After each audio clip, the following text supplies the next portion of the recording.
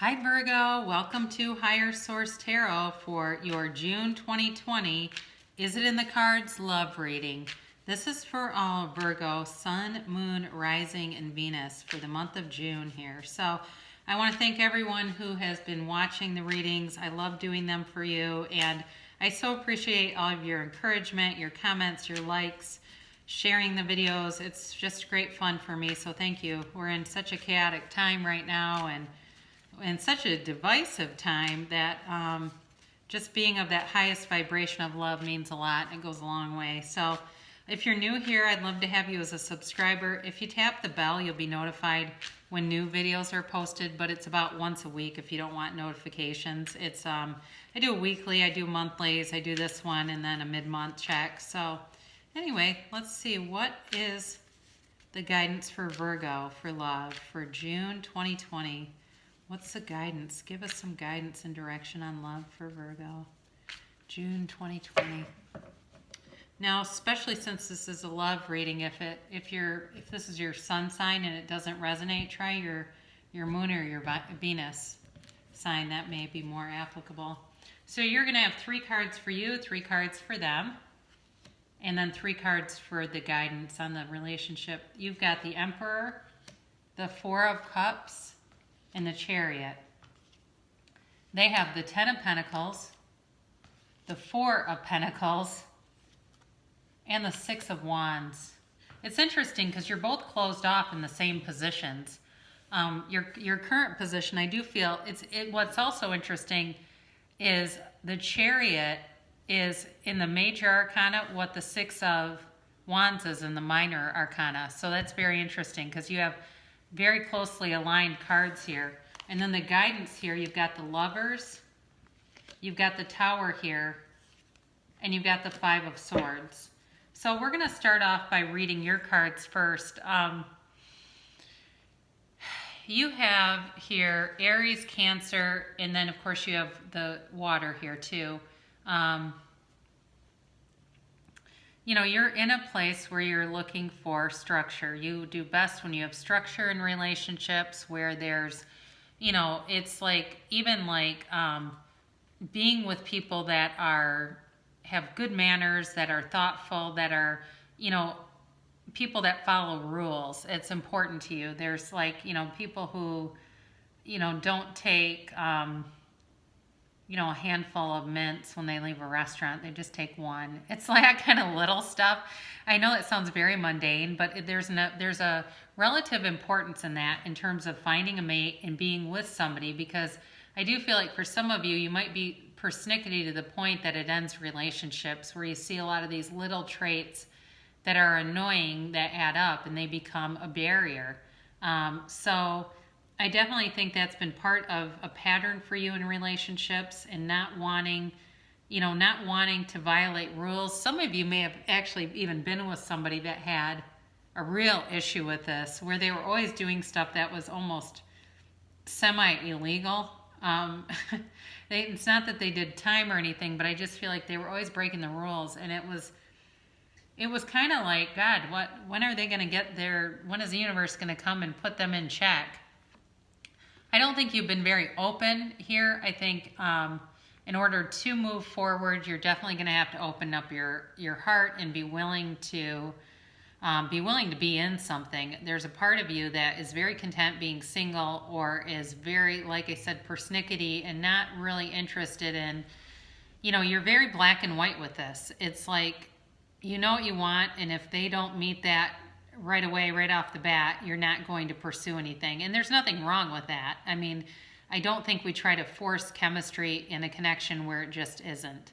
But I feel like you have the potential to move forward with somebody, but there's a lack of openness here. There's a lack of reciprocity here. And so, you know, some of you may have had an offer too from a past, and it had a really bad ending to it. And I just don't see you wanting to move forward with them. They could be a water sign, could be Cancer, Scorpio, Pisces. You do have Gemini in this reading too, by the way. But I feel like you had some kind of an offer and you didn't want it. And you kind of were like, I'm just going to move ahead on my own. I'm not really interested in repeating this cycle with you.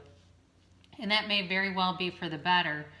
Because I do think for those of you that that's your narrative, you're going to bring somebody else in. I don't feel like it's June though. It might be more like July. But you have this other, the other person, and I see this in two different storylines. You have somebody here, certainly they've got this wealth card. They've got the Ten of Pentacles here. And I do feel like they've spent a long time working on their career. They might be an attorney. They might be just somebody with like a higher level of education, master's or PhD level. They've spent a lot of time investing in their education, in financially, and building a home for themselves. And they've got, they've got a life to share. This is somebody that brings a lot to the table. But again, they've got this miser of the tarot showing up. And they're also not interested in many offers. They haven't been. I don't feel like they're not interested in you, or they won't be, but they're not somebody that goes out on 3 coffee dates a day with people they meet on Bumble. They just are, that's not how they do things. They're definitely, again, they're interested in moving forward too with something, but they are looking for that right fit. And some of that has kind of kept them stuck. I meant to do this archetype card for you. I'm going to pull an archetype card for you and one for them. These are from Carolyn Mace, and she's a PhD theologist, but she's actually a mystic. She was a medical intuitive. You have the shapeshifter, and your light attributes with this card are skill at navigating through different levels of consciousness, the ability to see potential in everything. And the shadow attributes are projecting any image that serves your personal agenda in the moment. So I do feel like what could be pulling you down a little bit is, again,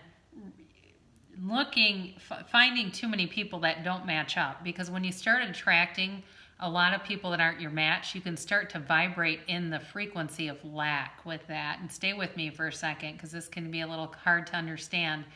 You are pulling more and more people towards you that don't meet what you want. And so you have to align with what you want and really be clear on what you want and know that you can have it. That's the second part of it. This person's attributes, their archetype is the king.